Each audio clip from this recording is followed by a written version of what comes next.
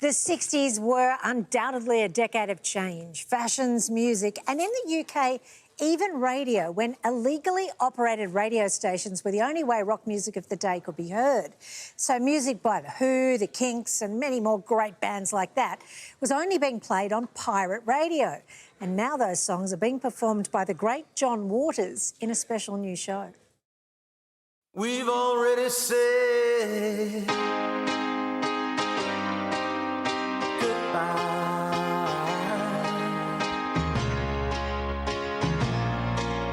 Since you gotta go, oh, you better go now. We gotta get out of this place.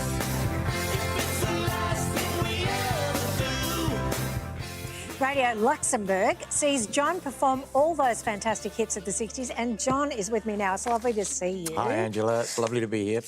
You were living in England at this time. Yes, of course. I was born Is this there. how you heard that music? Yeah, well, you know, I was born in a certain year that made me in my mid-teens and early 20s during the 60s. So for us, we had the new youth revolution with music. It was the young people who had the money to buy records, and the BBC had a monopoly of radio licenses. So Radio Luxembourg was the first access that we had to proper full-time access to the rock and pop music that we loved.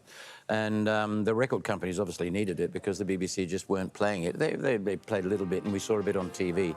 But the full top 20 shows, Radio Luxembourg was it. It was the first of those stations, not really a pirate because it was a legitimate broadcast, but from a tiny principality in continental Europe, which is weird. And we late up listening to a crackly transistor radio and hearing all of the music which inspired everyone, including all the later artists. You know? Just incredible. So I would imagine the hardest thing about this show is picking which songs to leave out. Yeah, it is, you know, and I'm always asked for my favourites, and if I nominated a favourite, it would mean I love the others any less, and that's just not the case.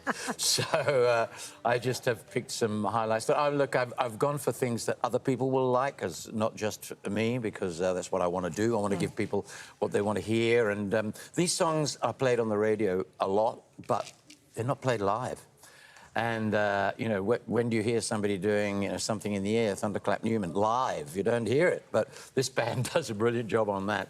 And it's great to be able to do it. It's been a brief tour that we're in the middle of, and we're having a great time because the audiences are really gobbling it up. I can understand why they would. So you were actually performing in a band when you were 16 in London, is that right? Yeah. What were those gigs like? Well, I was in a band called The Riots. I was in a very good place for music. My band was not one of the top upper echelon bands, I'd have to say, but at the school I went to, we had members of the Yardbirds, went to the same school. Brian May was at Hampton Grammar School. He was From 2 years above Queen's me. I didn't know guitarist. him at school. Queen's guitarist. Yes, the Queen guitarist, and I only found out about a few years ago that he was actually at school with me. He obviously 2 years older than me, didn't pay me any attention.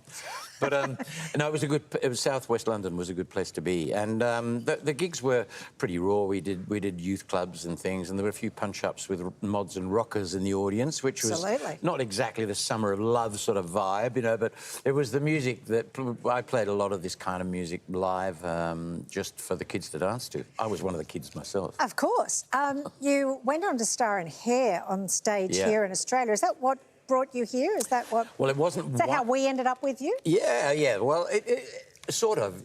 That's how I ended up staying, you know, because I came to Australia and I got into the original Hair company, and I just had such a great time. I went back to England, but I really wanted to go back to Australia because I felt it was a very young and, you know, up-and-coming place. And England in the early 70s was really, to be honest, a little bit drab. So, yeah, I came back and, you know, had my life and career here, which is, you know, was fortuitous for me. And what a career it's been.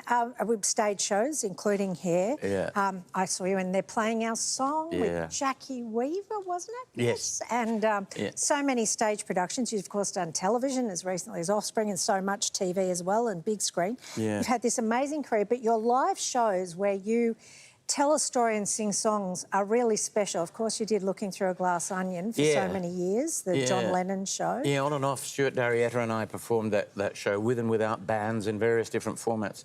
And I really do love what I'm doing now because, again, it's not just the music of one person, it's the music of all these various different people.